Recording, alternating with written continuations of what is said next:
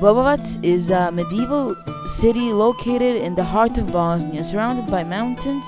The city today is mostly considered of villages, but once it was a medieval mighty castle that spanned throughout the entire mountain range and was extremely powerful. It was made in the 13th century by Stjepan II Kotromanic.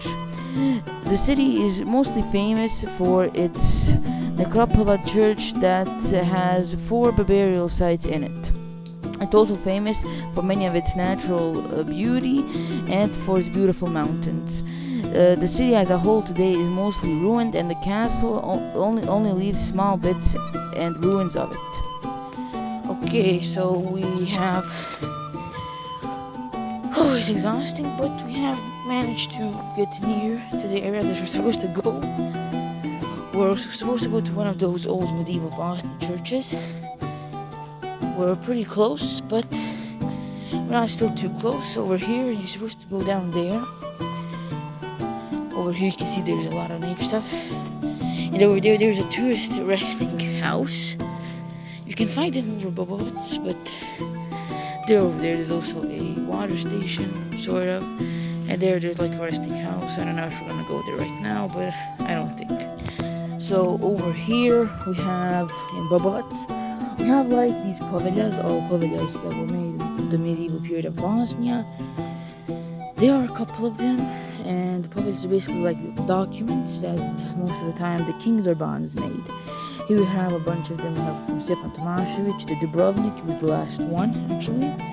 We have one for Stjepan Dobrodošlić, Maisto. It was made for Dubrovnik. There's a lot of them, but the most important one out of all of them, you can see some of them are older, some of them are newer than others. The most important one are from Tvrtko Prvi, and the last one is very important. This one is for the župi, for selling stuff, and the župa Vusoraj Soli, you can see for trade or trgovanje. We have also him sending up another one for Dubrovnik. Dubrovnik most of the time was the biggest trade partner of medieval Bosnia. We have another one for Tvrtko Kotromanic, but this one is when he was a ban, not a king. Bosnia didn't become a kingdom until 1377. He was a ban during that time in the Banat of Bosnia. Here it was Stjepan II, he was also from Dubrovnik. But this one is the most important one for Kulin Ban. He is basically like one of the most important people in the history of Bosnia. He made the Povelj of Kulin Ban. It's the longest Povelj of all of these. It's also the oldest one, and it's also one of the oldest Slavic known texts. Today it's located in Russia, not in Bosnia. There's a copy of it in Dubrovnik. This is just a picture, but there's a lot of stuff. As you can see, there's a translation. This also written in Bosančica, a Cyrillic text, but it's not Cyrillic. It's like a Bosnian Cyrillic text that's no longer used. This is a trading pavilja that was sent to Dubrovnik, and it's really important for the Slavic language and for Bosnian generally. So yeah, this is generally really good to know that this is one of the most important texts for Bosnia and for Slavic language history. Okay guys, so here we have this church named Crkvenica.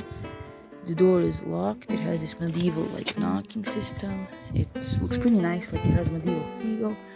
It was a Bosnian church. It was not Catholic or Orthodox, but it was a Bosnian church. There is this view here, so you can keep steady. It looks really nice. There's a window, if you can see up there. It's really nice actually. I'm going to show you the front soon, but yeah, it's locked.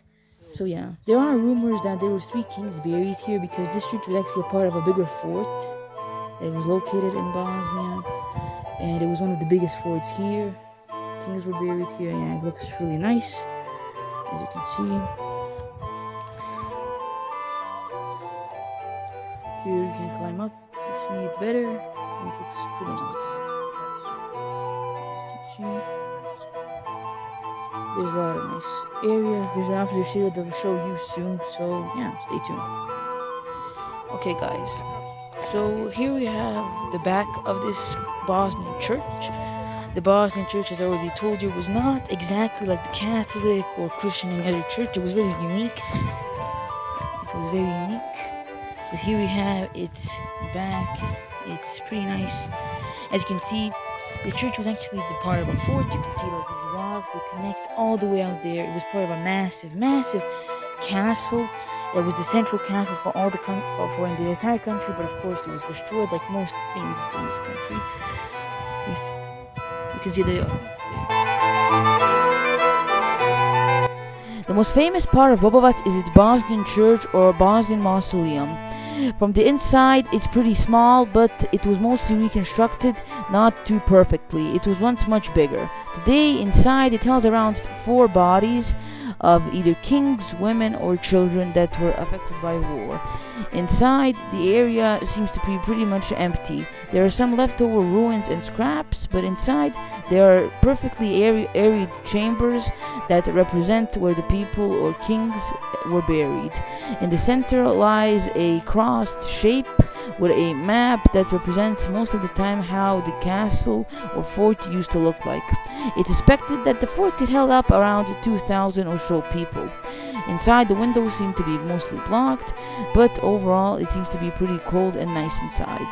There are some leftover ruins that were found inside. There's also a key that can be used to open it.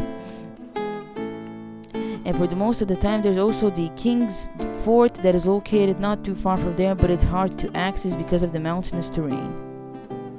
Okay guys, so we just made it out of side of the church or occupation thing. As you can see, I just took some pictures because you can't really film inside. Here you have this church, and it's connected down to what was the castle of Bobovac. So yeah. Okay guys, so we just got out of the mausoleum or church where the kings were buried. And here we have one of those ruins from the big castle of Bobovac. As you can see, it's really big, but it's completely destroyed because most of the things are destroyed in these areas. It looks pretty nice. So let's go down there. So here we are. Here's the inner area. It's pretty nice looking. As you can see, it's pretty destroyed. It's pretty, bruised. But it is looking pretty nice. As you can see, ruins everywhere and everywhere else. Now we're going to go on another area in Bobovac. So stay tuned. Okay guys, over here we have another one of those forts, or Bobovac. As you can see, it's a bit further away from the necropolis church. As you can see,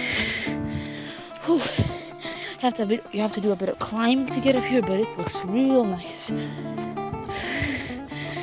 As you can see, there's a nice view. There's that church down there. A lot of these forts were used for defenses against many enemies, like the Serbian kingdom, the Ottomans, and even the Hungarians or the Magyars. They invaded a couple of times, but no one ever really managed to kind of take over the city except for the Ottomans, there's even suspicions that they even take over the city fully, or the Bosnian surrender. There was a lot of theories, but most people or most kingdoms don't really take over this city. It's one of the most important cities for Bosnia, and it was almost never taken over.